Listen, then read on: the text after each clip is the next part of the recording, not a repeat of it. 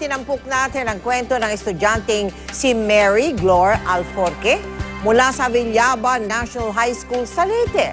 Sa kanyang graduation wish noon, magkaroon daw sana sila ng bagong silid-aralan. Panoorin po ninyo.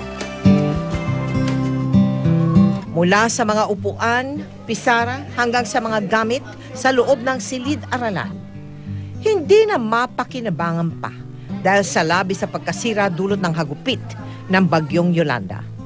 Paano na yung mga kapatid namin na dito din mag-aaral, wala na silang papasukan.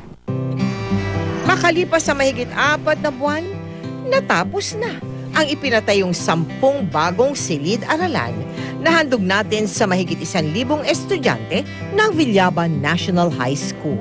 Ito'y talagang pinakamalaking tulong sa amin. Parang nana kami sa first class na paaralan.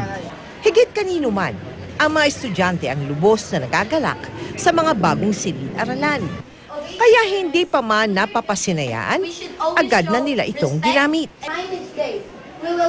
Kahit umuulan po, masasabi namin na safe kami dito.